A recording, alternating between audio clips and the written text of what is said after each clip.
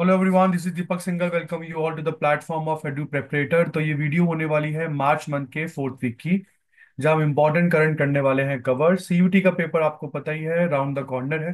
Board exams हो चुके हैं ओवर और अब शुरू हो चुका है काउंटडाउन। तो बेटा, अभी तक अगर आप लोगों ने चैनल सब्सक्राइब नहीं किया है तो हम्बल रिक्वेस्ट कर लीजिए। और हाँ, अभी भी कंफ्यूज है सीयूटी से रिलेटेड, जीटी कैसे प्रिपेयर करें, डोमेन का कैसे तैयारी करें, तो Edu Preparator is always there to help you.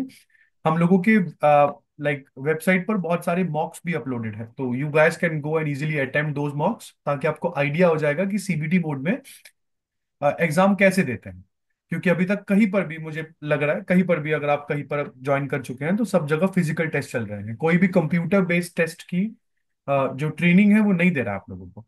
और computer based test physical test completely different होता है, क्योंकि कंप्यूटर बेस्ड टेस्ट में टाइम मैनेजमेंट नहीं हो पाता बच्चों से। तो एक बहुत इंपॉर्टेंट है, डू अटेम्प्ट दीज मॉक्स, और ये फ्री ऑफ कॉस्ट है बेटा। कोई कुछ पेमेंट आपको करने की जरूरत नहीं है। आइए शुरुआत करते हैं ईस्ट कोस्ट रेलवे से।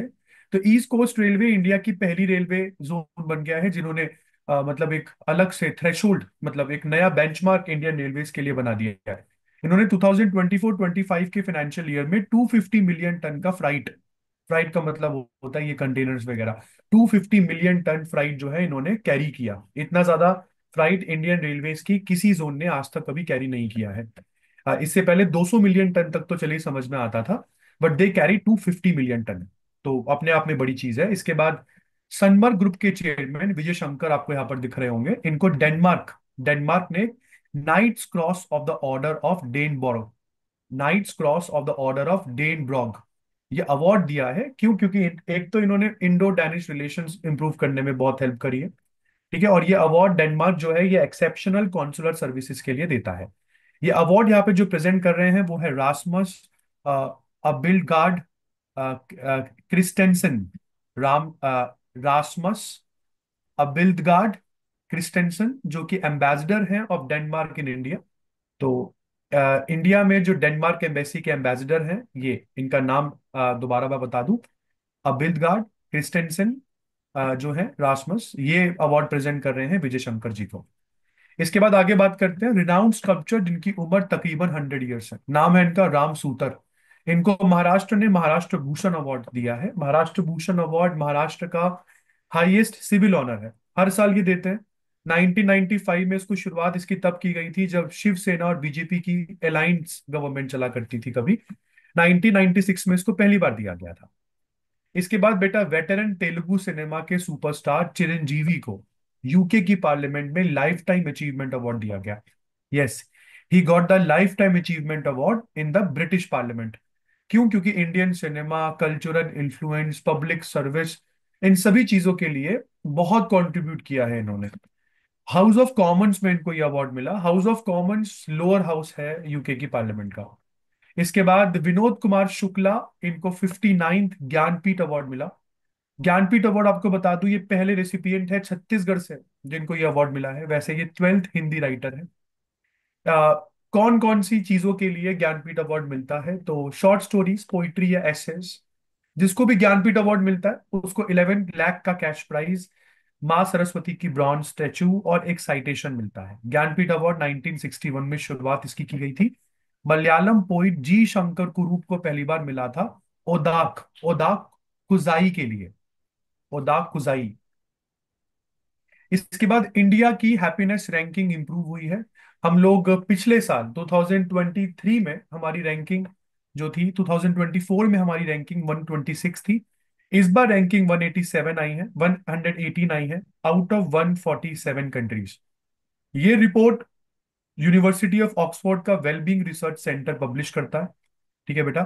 और अभी तक की हमारी बेस्ट रैंकिंग इस रिपोर्ट में 94 रही है 2011 में, और वर्स्ट रैंकिंग 144 इन 2019। इसके बाद टाटा मोटर्स ने साइन कर लिया है विकी कौशल को as a brand ambassador for passengers and electric vehicles. और ये जो टाटा मोटर्स का और विकी कौशल जी का जो ये वो है पार्टनरशिप है, ये मतलब पार्टनरशिप क्या, ये जो रिलेशन है ये टेक द कर्व कैंपेन से शुरू हुआ। तो टाटा मोटर्स की कर्व जो है इसको यहाँ पर ये मतलब प्रमोट करते हुए दिखे। और आईपीएल जो इस बार हो रहा है उसमें भी कर्व को ही टाटा मोटर्स जो है वो ज्यादा प्रमोट कर रही है। कैंपेन जो है break free from the expected, इन सब चीजों को एम करता है, कंज्यूमर्स को एम कर रहा है, अपील कर रहा है कि break free from the expected. Tata Motors आपको पता है पिछले 5 साल में बहुत ज्यादा इमेज इनकी चेंज हुई है। इसके बाद इंडिया में पहली बार 32 बिट्स का माइक्रो प्रोसेसर चिप बना है। माइक्रो प्रोसेसर चिप, तो इंडिया में सेमीकंडक्टर चिप का प्रोडक्शन ऑलमोस्ट उसका ये पहला स्टेप है। विक्रम 3201 और कल्पना 3201 इंडिया में बने दो 32 बिट मल्टी प्रोसेसर चिप्स हैं, जिनको विक्रम साराभाई स्पेस सेंटर और सेमीकंडक्टर लैबोरेटरी चंडीगढ़ ने मिलकर डेवलप किया है। और इनको लॉन्च व्हीकल्स में लगाया जाएगा, इसरो को दिया गया है। तो ये लॉन्च व्हीकल्स जितने भी हार्श से हार्श एनवायरमेंट कंडीशंस में चले जाए, ये फिर भी चिप्स काम करेंगी। ठीक है, तो मतलब इंडिया की मेक इन इंडिया विजन को, खासकर की प्रोसेसर्स के, सेमीकंडक्टर चिप्स के मेक इन इंडिया प्रोग्राम को यहाँ से एक आवाज मिलती है। 23 मार्च को वर्ल्ड मीटीरियोलॉजिकल डे सेलिब्रेट हुआ बेटा, जिसकी थीम थी closing the early warning gap together. 24 मार्च को वर्ल्ड ट्यूबरक्लोसिस डे सेलिब्रेट हुआ, जिसकी थीम थी yes we can end TB, commit invest and deliver. इसके बाद फ्रेंड्स, गवर्नमेंट ने यहाँ पर एमएसएमई कंपनीज का जो क्राइटेरिया है वो चेंज कर दिया है। पहले माइक्रो कंपनीज उन कंपनीज को कहा जाता था जिनका इन्वेस्टमेंट लिमिट 1 करोड़ या उससे कम होता था। ठीक है, और टर्नओवर 5 करोड़ या उससे कम होता था। अब माइक्रो यूनिट्स उनको कहा जाएगा जिनका इन्वेस्टमेंट लिमिट 2.5 करोड़ तक है या उससे कम, और टर्नओवर 10 करोड़ तक है या उससे कम। और उसी तरीके से स्मॉल कंपनीज और मीडियम कंपनीज की डेफिनेशन भी गवर्नमेंट ऑफ इंडिया ने चेंज कर दी है। और ये चेंज्ड डेफिनेशन 1 अप्रैल 2025 तक आप लोगों को यहाँ पर देखने को मिलने वाली है। ठीक है जी। इसके बाद चलते हैं नेक्स्ट करंट की तरफ। जस्टिस हरीश टंडन जो है, ये उड़ीसा हाईकोर्ट के ये नए चीफ जस्टिस बन गए हैं। चीफ जस्टिस का मतलब होता है एज के बेसिस में सबसे सीनियर मोस्ट। और चीफ जस्टिस को यहाँ पे जो ओथ है वो गवर्नर दिलाते हैं। तो उड़ीसा के जो गवर्नर है वो है डॉक्टर हरि बाबू कंभमपति। डॉक्टर हरि बाबू कंभमपति। उड़ीसा की जो कैपिटल है वो कटक, वहीं पर हाई कोर्ट है उड़ीसा का, जिसको कटक हाई कोर्ट या उड़ीसा हाई कोर्ट कह सकते हैं आप लोग। इसके बाद फ्रेंड्स, 2019 में कभी मिनिस्ट्री ऑफ डिफेंस ने गोवा शिपयार्ड लिमिटेड के साथ एक कॉन्ट्रैक्ट किया था, जिसमें गोवा शिपयार्ड लिमिटेड को इंडियन नेवी को 2 फ्रीगेट बनाकर देने थे। 2 फ्रीगेट। फ्रीगेट जनरली क्या होते हैं, जो मतलब ये एयरक्राफ्ट कैरियर तो नहीं होते हैं, शिप्स होती हैं जिसमें मिसाइल लॉन्च हो जाती है। सरफेस टू मतलब सरफेस टू एयर मिसाइल, सब surface missile, air combat operation, torpedoes launch कर देता है ये। वॉरशिप है एक तरीके से आप कह सकते हो, छोटा वॉरशिप है। तो फ्रीगेट्स, इसमें से दो, एक फ्रीगेट जो है वो 2023 में हमको मिल गया था त्रिपुट के नाम से, और दूसरा फ्रीगेट अब 2025 में इन्होंने बनाकर दिया है, नाम है तवस्या। तो इसके साथ गोवा शिपयार्ड लिमिटेड का जो पैक्ट था गवर्नमेंट के साथ वो कंप्लीट हो गया है। ठीक है जी, तो ये जो तवस्या फ्रीगेट है ये 28 नॉट्स की स्पीड अटेन कर सकता है ओशंस में। इसके बाद फ्रेंड्स, 24 मार्च को international day for the right of truth celebrate हुआ। 25 मार्च को इंटरनेशनल डे ऑफ रिमेम्बरेंस था of the victims of slavery and trans Atlantic slave trade. आप लोगों को पता है, क्लास 10th में भी बताया गया है कि एक साउथ अमेरिका में एक गोल्ड सिटी थी। जब स्पेनियार्ड्स पहुंचते हैं, जब साउथ अमेरिका का कॉलोनाइजेशन होता है, तब उस समय जो स्पेनियार्ड्स हैं ये पागल हो जाते हैं फेबल सिटी ऑफ गोल्ड के लिए साउथ अमेरिका में, जिसको एल्डोराडो कहा जाता है ना। Eldorado. Eldorado fable city of gold कहा जाता है। पागल हो जाते हैं एकदम से इसकी तलाश में, क्योंकि अमेरिका में गोल्ड बहुत है। बट प्रॉब्लम क्या है कि अमेरिका की गोल्ड माइंस में से इसको निकाले कैसे। तो उसके लिए अटलांटिक ओशन के उस तरफ अफ्रीकन कॉन्टिनेंट से भर भर के अफ्रीकन स्लेव्स को यहाँ पर लेकर जाया जाता है। और उस समय स्लेव ट्रेड अपने आप में ही बहुत ही प्रॉफिट मेकिंग ट्रेड हुआ करती थी। बट रिमेंबर उन लोगों के ऊपर क्या बीतती थी जो सही में जिनको स्लेव्स बना के एक्सपोर्ट किया जाता था यूरोपियंस के मतलब शिप्स में। आपको याद दिला दूं, स्लेव्स को पैक किया जाता था बॉक्सेस में, बॉक्सेस में होल किए जाते थे, खाने पीने का सामान उसी बॉक्स में होता था। जैसे स्टॉक्स को लेके जाते हैं ना, मतलब स्टॉक्स मतलब लाइफ स्टॉक्स को लेके जाते हैं, उसी तरीके से इंसानों को एक्सपोर्ट किया जाता था। जानवर से बदतर हालत थी स्लेव ट्रेड में इंसानों की। 25 मार्च को international day of unborn child celebrate होता है। इसके बाद बेटा हरियाणा गवर्नमेंट ने एआई चैटबॉट लॉन्च कर दिया है, नाम है सारथी। ये सारथी सिटीजन सर्विसेज के लिए लॉन्च किया गया है। हरियाणा का डिजिटल गवर्नेंस स्ट्रैटेजी इससे बहुत स्ट्रांग होता है, क्योंकि इस सर्विस के द्वारा आप 17,820 ऑफिशियल डॉक्यूमेंट्स में से कोई भी डॉक्यूमेंट मांगिए, वो आप लोगों को उसका पीडीएफ देगा। यस, 73,622 से ज्यादा स्कैन पीडीएफ इस चैटबॉट में रजिस्टर की गई है। 24/7 अवेलेबिलिटी है और बहुत ही यूजर फ्रेंडली इंटरफेस है। हरियाणा के स्टैट्स को भी पढ़ के जाना बेटा। जैसे सीएम है नायब सिंह सैनी, बीजेपी के हैं ये। गवर्नर है बंडारू दत्तात्रेय। कैपिटल है हरियाणा की चंडीगढ़। और कौन कौन से national parks plus wild life sanctuaries Haryana में आती हैं, ये भी आपके लिए इंपॉर्टेंट है। इसके बाद फ्रेंड्स, दार्जिलिंग जू इंडिया का पहला जू हो गया है, जो हिमालयन या हिमालयाज में 60 से ज्यादा जो वाइल्ड लाइफ मिलती है उनके डीएनए सैंपल्स को प्रिजर्व करने वाला। जैसे रेड पांडा, स्नो लेपर्ड्स, इन सब के डीएनए सैंपल्स को प्रिजर्व किया जाएगा फॉर आगे की स्टडी। तो अच्छा है। वेस्ट बंगाल की बात कर लेते हैं, तो यहाँ पे तृणमूल कांग्रेस की सीएम है ममता बनर्जी। गवर्नर है सीवी आनंद बोस। कोलकाता है कैपिटल, जिसको कलकत्ता कहा जाता था। और कुछ national parks plus wild life sanctuary है यहाँ पर आप लोगों के लिए। उसके बाद आगे बात करते हैं। नेक्स्ट इंपॉर्टेंट करंट हो गया केरला। बेटा केरला इंडिया का पहला स्टेट है जिसने सीनियर सिटीजन कमीशन बनाई है। एक अलग से लॉ पास किया। लॉ का नाम था Kerala state senior citizen commission act 2025। और इस लॉ के अंडर एक स्टैट्यूटरी बॉडी बना दी, senior citizen commission. Statutory body वो बॉडी होती है, यस, स्टैट्यूटरी बॉडी वो बॉडी होती है जो मतलब जो एक लॉ के अंडर क्रिएट होती है। तो इस कमीशन का एम क्या है, जहां जहां पर भी सीनियर सिटीजन हैं उनको रिहैब, उनका रिहेबिलिएशन, प्रोटेक्शन, एम्पावरमेंट सही तरीके से हो जाए। ठीक है जी। अब मैं पिनाराई विजयन की बात करता हूं। तो पिनाराई विजयन जो है ये communist Party of India Marxist से है। कभी कभी आपसे ये भी पूछ लेते हैं, सीपीआई एम से है ये, CPI M, Communist Party of India Marxist से है। गवर्नर केरला के हैं राजेंद्र विश्वनाथ अरलेकर। तिरुवनंतपुरम केरला की कैपिटल है। और ये कुछ national parks plus wild life sanctuaries आपको केरला में देखने को मिलेंगी। इसके बाद फ्रेंड्स, तुहीन कांटा पांडे, पहले ये कभी इंडिया के इकोनॉमिक अफेयर सेक्रेटरी हुआ करते थे, बट अब ये इंडिया में सेबी के चीफ हो गए हैं। He is the new SEBI chief. और क्योंकि अब ये सेबी के चीफ हो गए हैं, इसलिए अब ये इकोनॉमिक अफेयर सेक्रेटरी की पोजीशन खाली थी। तो इंडिया के न्यू इकोनॉमिक अफेयर सेक्रेटरी हो गए हैं अजय सेठ। अजय सेठ। इसके बाद बेटा नामीबिया, एक अफ्रीकन, साउथ अफ्रीकन कंट्री है, साउथ अफ्रीका के बिल्कुल आपको ईस्ट वेस्ट में देखने को मिलेगी।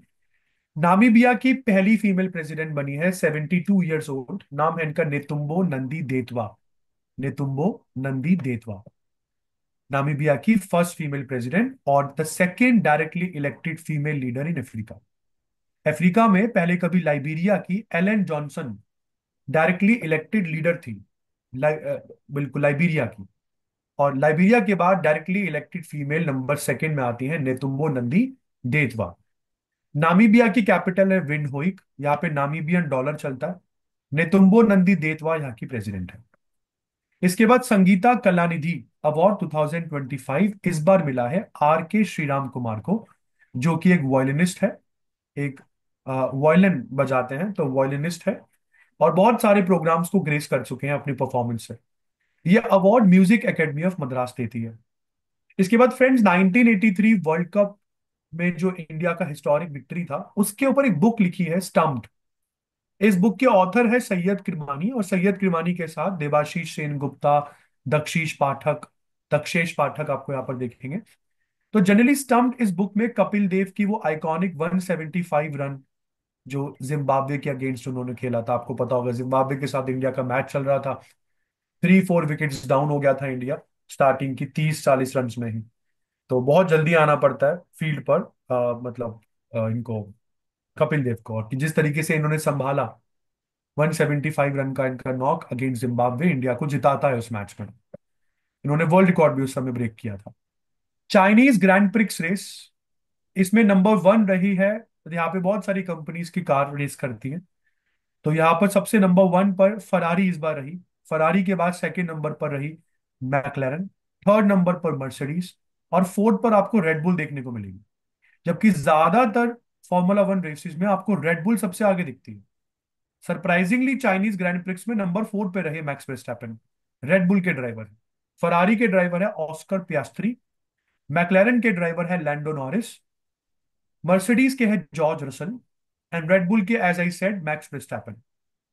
इसके बाद purple day for epilepsy celebrate होता है मार्च 26 को। एपिलेप्सी बेटा एक न्यूरोलॉजिकल डिसऑर्डर है। किसी भी एज के इंसान को हो सकता है, ऐसा कुछ सेट क्राइटेरिया नहीं है। इसके बाद इंडोनेशिया जो है, अब ये बहुत ही जल्द ब्रिक्स का न्यू डेवलपमेंट बैंक ज्वाइन करेगा, जिसका हेडक्वार्टर चाइना के शंघाई में है। और इस बैंक को ब्रिक्स कंट्रीज ने मिलकर 2014 में बनाया था। ठीक है जी। अभी ब्रिक्स जब बना था तब उस समय 5 कंट्रीज थी। आज की डेट में ब्रिक्स में 9 कंट्रीज हैं। ब्रिक्स में Brazil, Russia, India, China, South Africa तो है ही। इसके साथ इजिप्ट, इथियोपिया, ईरान और यूनाइटेड अरब एमिरेट्स भी आपको ब्रिक्स के मेंबर दिखेंगे। इसके बाद नेक्स्ट इंपॉर्टेंट करंट है Indian origin British author Rana Das Gupta. Rana Das Gupta इन्होंने जीत लिया है लिटरेरी अवार्ड फॉर 2014 बुक। 2014 में इन्होंने एक बुक लिखी थी, capital a portrait of 21st century Delhi. Capital a portrait of 21st century Delhi. इस बुक के लिए इनको मिला है लिटरेरी अवार्ड। ठीक है जी। ये बुक इन्होंने 2014 में लिखी थी। राणा दास गुप्ता एक इंडियन ओरिजिन के ब्रिटिश ऑथर।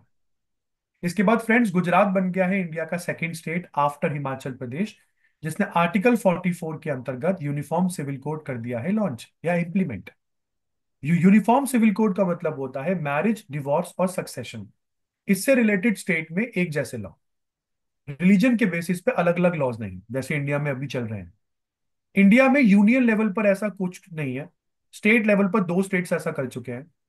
और दोनों स्टेट से पहले इंडिया का सबसे पुराना स्टेट, जहां पर यूनिफॉर्म सिविल कोड स्टार्टिंग से ही चलता आ रहा है, पोर्टुगल टाइम पीरियड से, वो गोवा है। गुजरात के चीफ मिनिस्टर भूपेंद्र भाई पटेल है। और जो गुजरात के गवर्नर है, अगर हम बात करते हैं तो गवर्नर और जो गुजरात के हैं वो है आचार्य देवव्रत।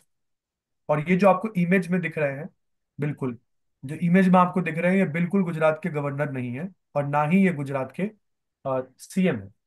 भूपेंद्र भाई पटेल भी नहीं है, ये गवर्नर भी नहीं है, मिनिस्टर है गुजरात के एक तरीके से देखने को मिलता है। कैपिटल गुजरात की गांधीनगर है। नेशनल पार्क और वाइल्ड लाइफ सेंचुरीज गुजरात के इंपॉर्टेंट आपके सामने ये है। इसके बाद फ्रेंड्स, ब्रिक्स ने दोबारा से न्यू डेवलपमेंट बैंक की चीफ दिल्मा रॉसफ को फिर इलेक्ट कर लिया है, री इलेक्ट कर लिया है as the head of new development bank. आपको बता दूं, इनकी पोजीशन जो है अब ये मतलब 5 साल तक रहेंगी। 2011 में 2016 तक ये रॉसफ जो है ये ब्राजील की प्रेसिडेंट रह चुकी हैं, ब्राजील की प्रेसिडेंट। 2016 के बाद ब्राजील की प्रेसिडेंटशिप के बाद इनको एनडीबी का चेयरमैन बनाया गया, चेयर मतलब हेड बनाया गया। और एनडीबी का हेड 5 साल के लिए होता है। तो मान के चलिए 2020 में एनडीबी की हेड बनी। 2020 में 2025 में इनका टेन्योर खत्म हुआ, तो फिर 5 साल के लिए इनको री इलेक्ट कर लिया गया। इसके बाद फ्रेंड्स, एक बुक है जो पीएस रमन ने लिखी है। बुक का नाम है Leo, the untold story of CSK. इस बुक को लॉन्च किया गया सिटी होटल के लॉन्चिंग वेन्यू रही, मतलब वहां पे इसको लॉन्च किया गया। और MS Dhoni plus Michael Hussey जैसे कई सारे बड़े बड़े क्रिकेटर्स, और plus oldest surviving surviving test cricketer of India CD Gopinath भी वहां पर आपको दिखे। 27 मार्च को वर्ल्ड थिएटर डे सेलिब्रेट होता है। और इसी के साथ रामनवमी के दिन प्राइम मिनिस्टर नरेंद्र मोदी ने Pamban bridge, new Pamban rail bridge inaugurate किया। I said it is a rail bridge. 531 crore की कॉस्ट के साथ इस ब्रिज को बनाया गया है। और आपको बता दूं, रामेश्वरम आइलैंड से रामनाथापुरम के बीच की रेल कनेक्टिविटी बहुत अच्छी हो जाएगी इस ब्रिज से। इसके बाद इंडियन पोस्ट ने माता कर्मा को ऑनर देते हुए एक पोस्टल स्टैंप निकाली है। आपको बता दूं, माता कर्मा का 1009th बर्थ एनिवर्सरी को सेलिब्रेट करते हुए इस पोस्टल स्टैंप को निकाला गया। माता कर्मा है कौन? तो आज से हजारों साल पहले भगवान श्री कृष्ण की डिवोटी मानी जाती हैं, और सोशल रिफॉर्मर भी हैं। जगन्नाथपुरी टेम्पल में खिचड़ी बांटा करती थी। और इन्हीं के इस ट्रेडिशन की वजह से आज जगन्नाथपुरी टेम्पल में जो खिचड़ी बटती है वो माता कर्मा के इनिशिएटिव की वजह से बटती है। जेएसडब्ल्यू स्टील दुनिया का सबसे वैल्यूएबल स्टील मैन्युफैक्चरर हो गया है। टॉप 10 स्टील कंपनीज में इंडिया का नंबर 1 पे जेएसडब्ल्यू, नंबर 6 पर टाटा स्टील, 7 पर जिंदल और 8 पर स्टील अथॉरिटी ऑफ इंडिया आपको देखने को मिलेगी। जेएसडब्ल्यू स्टील की टोटल मार्केट वर्थ आज 30 बिलियन से ऊपर है। और सेकंड नंबर पर अमेरिका की है न्यूकॉर कॉर्पोरेशन। तो इसी तरीके से आप लोग देख सकते हैं। नेक्स्ट हो गया, इंडिया का कभी कैबिनेट सेक्रेटरी रह चुके राजीव गौबा नीति आयोग के फुल टाइम मेंबर बन गए हैं। नीति आयोग 1 जनवरी 2015 में बनी ऑर्गेनाइजेशन है जिसने प्लानिंग कमीशन को रिप्लेस किया। नीति आयोग की फुल फॉर्म है national institution for transforming India. ये एक गवर्नमेंट थिंक टैंक है और यहाँ पर स्टेट्स प्लस सेंट्रल गवर्नमेंट आकर एक साथ बैठकर पॉलिसी बनाते हैं न्यू इंडिया की। राजीव गौबा इससे पहले आपको बता दूं बिहार और झारखंड में 30 साल तक बहुत इंपॉर्टेंट पोजीशन जैसे home secretary, union cabinet secretary जैसी पोजीशंस को होल्ड कर चुके हैं। इनको वाई कैटेगरी की सिक्योरिटी कवर दिया गया है। नीति आयोग के चेयरमैन हमेशा इंडिया के प्राइम मिनिस्टर होते हैं। इस समय है नरेंद्र मोदी। वाइस चेयरमैन है सुमन बेरी और चीफ एग्जीक्यूटिव ऑफिसर है बीवीआर सुब्रमण्यम। इसके बाद फ्रेंड्स डिपार्टमेंट ऑफ टेलीकम्युनिकेशन और NABARD, national bank for agriculture and rural development, इन्होंने एक एमओयू साइन किया है, मेमोरेंडम ऑफ अंडरस्टैंडिंग, जिसमें इन्होंने बोला कि भारत नेट प्रोग्राम के अंडर हम रूरल एरियाज में ब्रॉड बैंड कनेक्टिविटी को इंप्रूव करेंगे ताकि रूरल इंडिया भी डिजिटल सर्विसेज, डिजिटल गवर्नेंस जैसी चीजों तक उनका एक्सेस बढ़ सके। नाबार्ड के ऊपर फुल फॉर्म सीयूईटी पहले भी पूछ चुका है। हो सकता है इस बार नाबार्ड का चेयरमैन पूछ ले या हेडक्वार्टर्स पूछ ले, या हो सकता है वो 3-4 इंस्टीट्यूशंस दे दे और फाउंडेशन डेट के हिसाब से उनको अर्लीस्ट टू लेटेस्ट में आपको अरेंज करने के लिए बोल दे। तो किसी भी तरीके की क्वेश्चन हम एक्सपेक्ट कर सकते हैं। इसके बाद फ्रेंड्स आपको पता होगा आपके बैंक अकाउंट में आप लोग नॉमिनी बनाते हैं ना। बिल्कुल। तो पहले हम लोग अपने बैंक अकाउंट में एक कोई नॉमिनी बना सकते थे। पार्लियामेंट ऑफ इंडिया ने अभी एक बिल पास किया है जो लोकसभा में तो वॉइस वोट के साथ, सॉरी, राज्यसभा में तो वॉइस वोट के साथ पास हो गया है। लोकसभा में मेजोरिटी है तो पास हो ही जाएगा। वी आर ऑल वेटिंग जब प्रेसिडेंट इस पर साइन कर देंगे। और अब आप अपने बैंक अकाउंट में 4 नॉमिनी सेलेक्ट कर सकते हैं, अप टू 4 नॉमिनीज। और ये मतलब 4 नॉमिनी करने के लिए देखो कितने सारे लॉ चेंज करने पड़े। इन टोटल 5 लॉ चेंज करने पड़े। Reserve bank of India act 1934, banking regulation act 1949, state bank of India act 1955, banking companies act 1930, banking companies act 1980। तो 5 एक्ट को यहाँ पर चेंज करना पड़ा तब जाकर बैंक अकाउंट में 4 नॉमिनीज आए। इसके बाद फ्रेंड्स इंडिया बन गया है दुनिया का सेकेंड लार्जेस्ट टी एक्सपोर्टर। तो फर्स्ट कौन है सर? फर्स्ट है केनिया। केनिया ने पिछले साल 500 मिलियन केजी जो चाय है वो एक्सपोर्ट करी, जबकि इंडिया ने 254 मिलियन केजी टी एक्सपोर्ट करी। पिछले साल के मुकाबले ठीक कर दी हमने। 2023 में 231 मिलियन केजी टी हमने एक्सपोर्ट करी थी। अब आप कहेंगे सर इतनी कम। बेटा कम मत समझना। 1400 मिलियन केजी टन का तो हम लोग एनुअल टी प्रोड्यूस करते हैं, जिसमें से 1200-1100 टन तो हमारा डोमेस्टिक कंजम्पशन है। आपको पता ही है, आधा कप चाय बना लो। अब ये आधा कप चाय आधा कप थोड़ी ना होती है। तो 254 मिलियन टन, 254 मिलियन किलोग्राम्स ही हम लोग बाहर दे पाए। ऑर्थोडॉक्स टी, जबकि आपको बता दूं हाईयर डिमांड है इसकी इंटरनेशनली। इंडिया की 2 टी बहुत ज्यादा बाहर पी जाती है, असम टी और दार्जिलिंग टी। इसके बाद इंडियन टेक्सटाइल सेक्टर जो है ये आज हमारी जीडीपी का 2% कंट्रीब्यूट करता है। पढ़कर अच्छा लगा। कभी Indian textile sector Indian GDP का 40% से ज्यादा कंट्रीब्यूट किया करता था जब इंडिया कॉलोनाइज नहीं हुआ था। हमारे कई सारे कपड़े होते थे जैसे शिंट्स, जैसे बंडना, ये कुछ कपड़े होते थे जो British market, European markets all over the world बिका करते थे। कोसा, कुछ कपड़े बता रहा हूं मैं आपको। और एक और भी है यहाँ पर, मसलिन। ऐसे कई सारे कपड़े हम वर्ल्ड मार्केट्स में बेचा करते थे।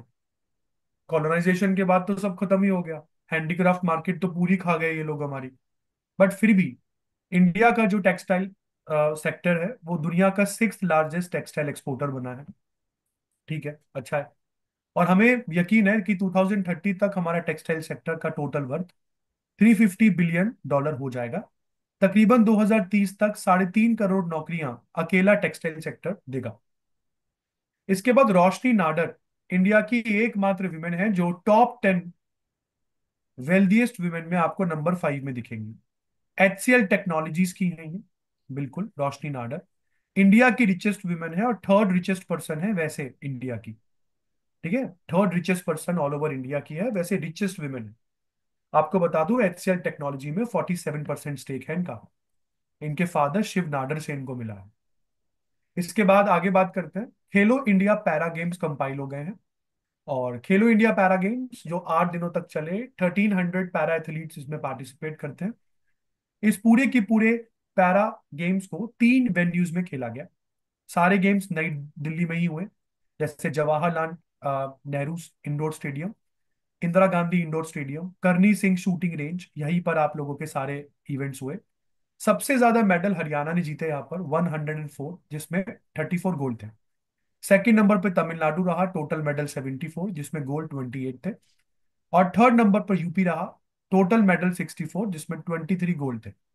गोल्ड के बेसिस पे जनरल रैंकिंग डिसाइड होती है, यस। और इसी के साथ आज का ये करंट अफेयर वीडियो हो जाता है खत्म। बहुत ही जल्द बेटा हम लोग मिलेंगे अप्रैल मंथ के करंट के साथ। आई होप आपकी प्रिपरेशन बहुत अच्छी चल रही होगी। All the very best for your preparation to CUET। और किसी भी तरीके की कोई भी प्रॉब्लम हो, and as I always say, Edu Preparator is always for you, with you. मिलते हैं नेक्स्ट वीडियो में बहुत ही जल्द। तब तक के लिए thank you, thank you so very much.